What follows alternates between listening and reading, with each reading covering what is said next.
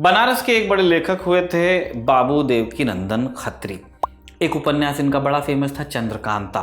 90s kids अगर आप हैं तो आपको याद होगा कि दूरदर्शन पर इसी नॉवल पर बेस्ड एक नाटक भी आता था जिसका नाम भी चंद्रकांता ही था। कहानी यूं है कि नौगढ़ विजयगढ़ में थी तकरार। नौगढ़ का था जो राजकुमार चंद्रकांता से करता था प्यार। नौगढ़ विजयगढ़ के अलावा इस उपन्यास में एक और गढ़ हुआ करता था, चुनारगढ़। कहानी का विलन क्रूर सिंह चंद्रकांता को चुनारगढ़ के राजा शिवदत्त के हाथों अगवा करा लेता है और उसे चुनारगढ़ के किले में कैद कर लेता है। यूं ये कहानी पूर्ण रूप से काल्पनिक है, फिक्शन है, लेकिन चुनारगढ़ का किला एक असली किले से प्रेरित है। ये किला है चुनार का किला। गंगा जी के तट पर बने इस किले की कहानी आज आपको बताएंगे और जानेंगे क्यों कहा जाता है इसे तिलिस्मी किला और क्या हुआ इस किले में मिले खजाने का। नमस्ते, मैं हूं निखिल और आप देख रहे हैं तारीख।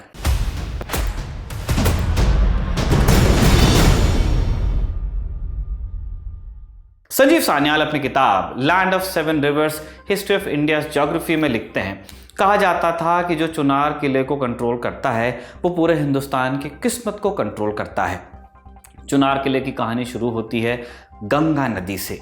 गंगा जिसने उत्तर भारत को जीवन दिया, आसपास के इलाकों को उर्वरक बनाया, लेकिन गंगा की तराई में हमेशा एक चीज़ की कमी रही, ऐसे पत्थरों की कमी जिन्हें कंस्ट्रक्शन के लिए इस्तेमाल किया जा सकता है। जैसे डेक्कन में आपको ग्रेनाइट मिलता है, गंगा की तराई में सिर्फ एक जगह थी जहां अच्छी क्वालिटी का पत्थर मिलता था। कहाँ? विंध्याचल की कैमूर पहाड़ियां। यही बना है चुनार का किला, जहां मिलने वाला पत्थर आगे चलकर चुनार स्टोन के नाम से फेमस हुआ, जो पॉलिश करने के बाद एकदम संगमरमर की तरह चमकने लगता है। चुनार पत्थर की कहानी बहुत पुरानी है। तारीख में हमने आपको सारनाथ की खुदाई के बारे में बताया था। इस खुदाई में मिली कई मूर्तियां इसी पत्थर की बनी हुई हैं। इसके अलावा रेलिंग, स्तंभ इत्यादि बनाने में भी चुनार स्टोन का इस्तेमाल हुआ, जिससे पता चलता है कि मौर्य काल में राजा इस पत्थर को बहुत पसंद करते थे, रॉयल्टी की पसंद था। मौर्य काल के बाद शुंग काल और फिर गुप्त काल में बनी मूर्तियों में भी चुनार स्टोन का इस्तेमाल मिलता है। आधुनिक काल की बात करें तो 17वीं सदी में जिक्र मिलता है इसका कि मुगल बादशाह अकबर ने चुनार स्टोन का इस्तेमाल इलाहाबाद या प्रयागराज कह लीजिए उसका किला बनाने में किया। इसके अलावा वाराणसी के कई घाट, मंदिर और महल चुनार स्टोन के ही बने हैं। चुनार के किले की कहानी क्या है? चुनार किले का ठीक ठीक इतिहास बताना मुश्किल है। ठीक इतिहास का मतलब documented history, peer reviewed history की बात कर रहे हैं। संभवतः चुनार स्टोन की लोकप्रियता के चलते ही यहाँ किला बनाया गया होगा, क्योंकि बिल्डिंग मटेरियल पास में था। हालांकि कब और किसने इस किले को बनवाया ये पक्का नहीं है। स्थानीय कहानियां बताती हैं कि इस किले का रिश्ता राजा बलि से है। पुराणों में जिक्र आता है कि भगवान विष्णु वामन अवतार धरकर राजा बलि के पास आए और उनसे 3 कदम भूमि दान में उन्होंने मांगी। बलि तैयार भी हुए। इसके बाद भगवान ने अपना आकार बढ़ाते हुए 3 कदमों में तीनों लोक नाप दिए। लोक कथाएं कहती हैं कि भगवान विष्णु ने अपना पहला कदम चुनार की पहाड़ियों पर रखा और उनके पैर का निशान पहाड़ी पर छपा और इस कारण इस जगह का नाम चरणाद्रि पड़ा, जो आगे चलकर चुनार हो गया। इसके अलावा कुछ और लोक कथाएं भी हैं जो चुनार का संबंध उज्जैन के राजा विक्रमादित्य से जोड़ती हैं। कहानी के अनुसार राजा विक्रमादित्य के भाई भर्तृहरि इन्होंने संन्यास लिया। वो चुनार की पहाड़ियों पर ध्यान करने के लिए गए और इस इलाके में चूंकि जंगली जानवर थे, लिहाजा माना जाता है कि राजा विक्रमादित्य ने अपने भाई की रक्षा के लिए एक किला बनवाया था जिसमें वो साधना कर सके निर्विघ्न। ऐतिहासिक दस्तावेजों की बात करें तो इस किले का सबसे पुराना जिक्र 1523 में मिलता है। क्या हुआ था उस साल? चुनार के किले पर बाबर की फौज ने हमला किया। तब इस पर अफगानियों का कब्जा हुआ करता था। चुनार में लड़ाई में बाबर के बहुत से सैनिक मारे गए। इन सिपाहियों को जिन कब्रों में दफनाया गया उनमें चुनार किले की लड़ाई के बारे में लिखा मिलता है। इसके बाद चुनार का अगला जिक्र आता है ग्रैंड ट्रंक रोड बनाने वाले शेर शाह सूरी के दौर। चुनार के गवर्नर हुआ करते थे ताज खान। ताज खान की मौत के बाद उनकी पत्नी लाद मलिक अकेली हो गईं और उन्होंने दूसरी शादी की शेर खान से, जो सासाराम में एक लोकल सरदार था। यही शेर खान आगे चलकर शेरशाह सूरी के नाम से जाने गए। लाद मलिक से शादी के पीछे शेरशाह का एक खास मकसद था। इसके चलते चुनार का किला और खजाना उनके कब्जे में आ गया। ऐतिहासिक दस्तावेजों के अनुसार शेरशाह को चुनार के किले से 280 किलो मोती और 2000 किलो सोना हासिल हुआ था, 2 टन।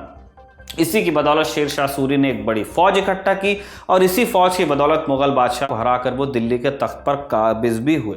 शेर शाह सूरी की मौत के बाद चुनार का किला साल 1575 तक उनके वंशजों के ही कब्जे में रहा। साल 1575 में मुगल बादशाह अकबर इस इलाके में शिकार के लिए आए और तब उनकी नज़र चुनार के किले पर पड़ी। इसकी स्ट्रेटेजिक लोकेशन को देखकर उन्होंने एक लड़ाई में से अफगानों से जीता। मुगल इतिहासकार अबुल फजल ने लिखा है कि बादशाह ने चुनार के किले को और बड़ा बनवाया।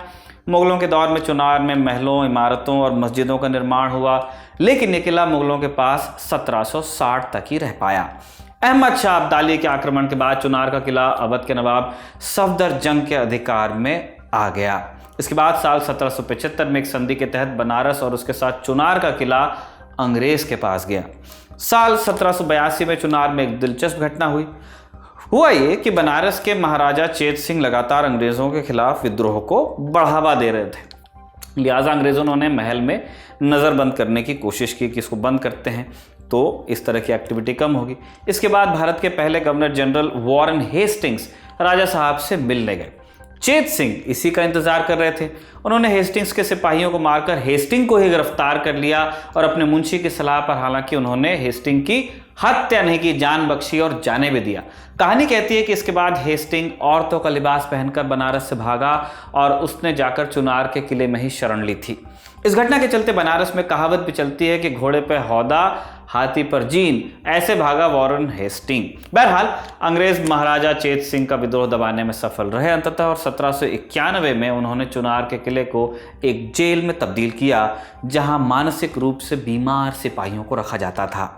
आगे चलकर चुनार का किला अंग्रेजों के लिए एक महत्वपूर्ण आउटपोस्ट के रूप में विकसित हो गया। अवध में ये ब्रिटिश ईस्ट इंडिया कंपनी के लिए एक एम्यूनिशन डंप की तरह काम करता था, एम्यूनिशन डिपो भी कह सकते हैं। 1849 में चुनार का किला एक और महत्वपूर्ण घटना का गवाह बनता है। पंजाब के महाराजा रणजीत सिंह की मौत के बाद रानी जिंदा और उनके वारिस दिलीप सिंह को चुनार के किले में 1 साल तक कैद रखा गया था।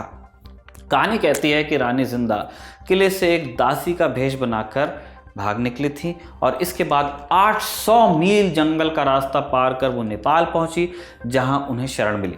चुनार किले का महत्व इसलिए भी था क्योंकि यहाँ से गंगा नदी और ज़मीन के रास्ते होने वाले ट्रेड पर नज़र रखी जा सकती थी, लेकिन फिर जब रेलवे का जाल फैलना शुरू हुआ, गंगा के रास्ते होने वाला ट्रेड कम होता गया क्रमशः और चुनार किले का वो महत्व नहीं रहा।